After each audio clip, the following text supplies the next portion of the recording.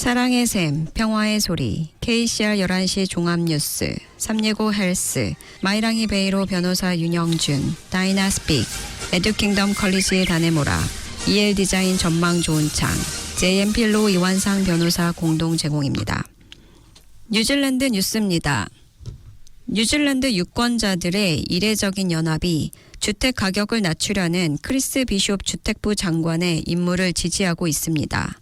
뉴질랜드 정부들은 오랜 기간 동안 주택 소유자들에게 모든 정책 결정이 주택 가격을 보호하고 상승하도록 보장하겠다는 묵시적인 약속을 해왔다고 말했습니다. 이 정치적 약속은 크리스 비숍 주택 장관이 주택 가격을 인하하겠다는 의지를 2번이나 밝히면서 무너졌습니다. 연합정부는 주택 구입 능력을 향상시킬 수 있는 유일한 방법은 막대한 소득 증가를 기대하기보다 명목 가격 하락을 허용하는 것임을 깨달았습니다. 이제 주택에 투자하고 부모 세대처럼 자본 이득을 통해 부자가 되기를 바라는 사람들은 웰링턴 국회의사당의 정책 이반자들과 반대되는 선택을 하고 있는 것일 수 있습니다. 주류 정치인들도 전통적으로 이 아이디어에 매우 적대적이었습니다. 심지어 8년 전 소수 정당 지도자들과 보수 경제학자들이 제안했을 때도 마찬가지였습니다.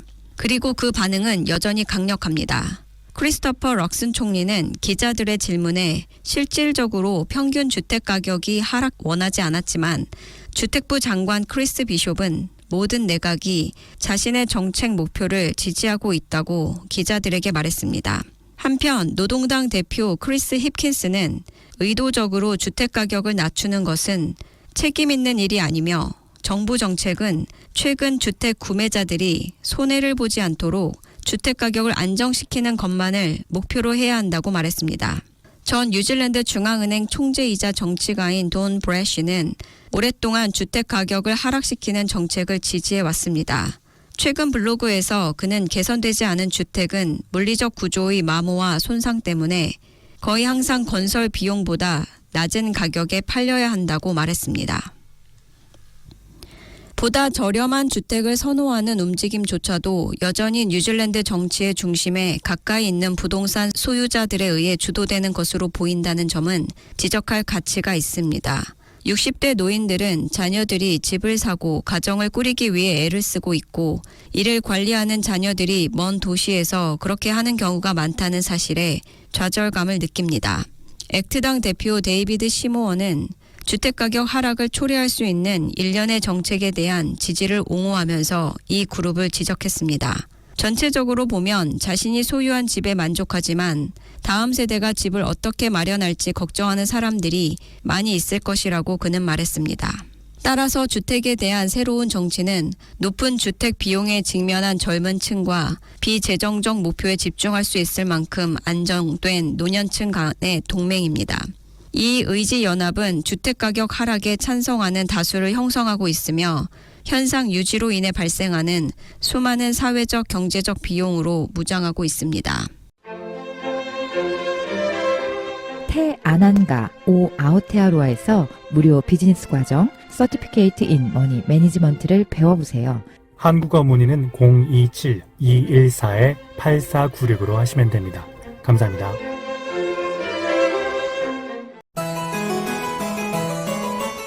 자신감이 생기는 영어 공부 무료로 영어를 배워보세요.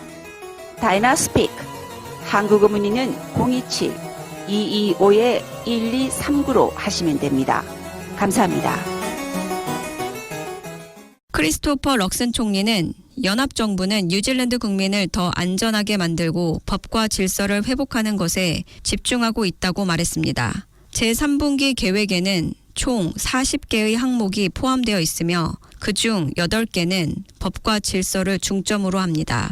또한 경제와 생활비 절감에 초점을 맞춘 목표가 19개, 더 나은 공공서비스 제공을 목표로 하는 목표가 12개 있습니다.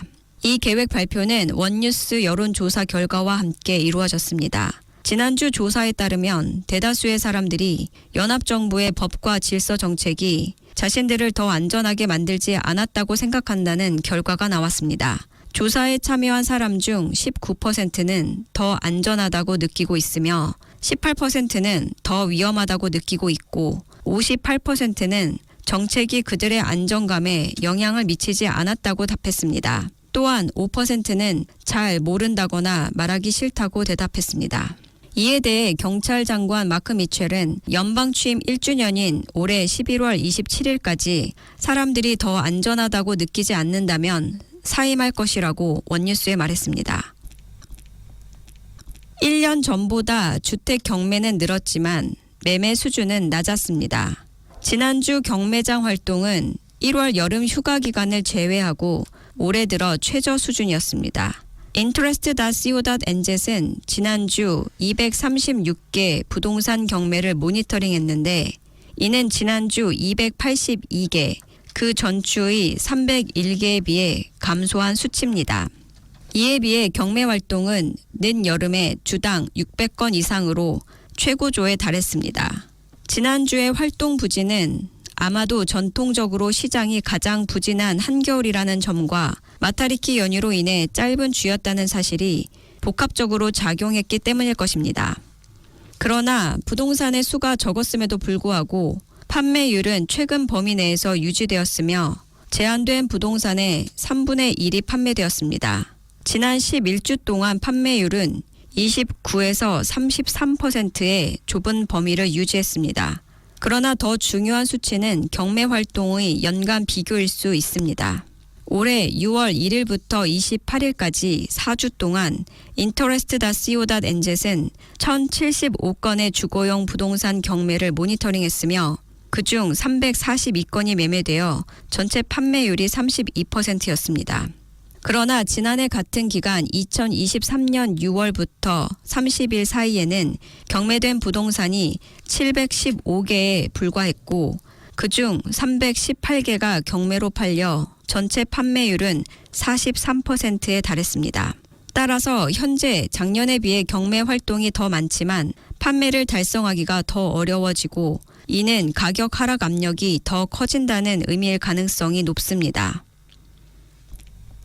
2023년 5월에 발표된 뉴질랜드 의학 저널의 연구에 따르면 7만 1,500명의 사람들을 대상으로 한 연구에서 $5의 비용을 감당할 수 없어 처방을 받지 않은 사람들의 병원 입원율이 34% 더 높았다고 발표했었습니다.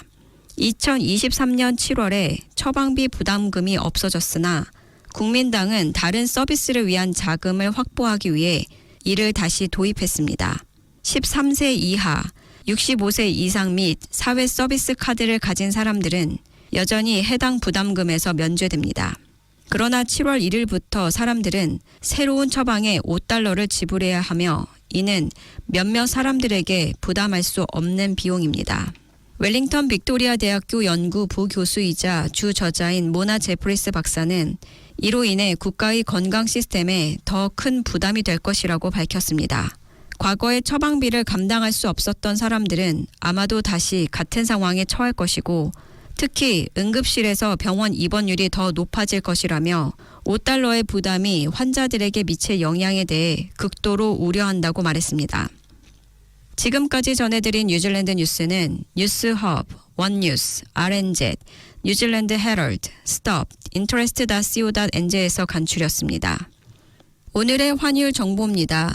뉴질랜드 달러와 대비 원화의 기준 환율은 840원 36전, 한국에서 보낼 때 848원 76전, 한국에서 받을 때 831원 96전입니다.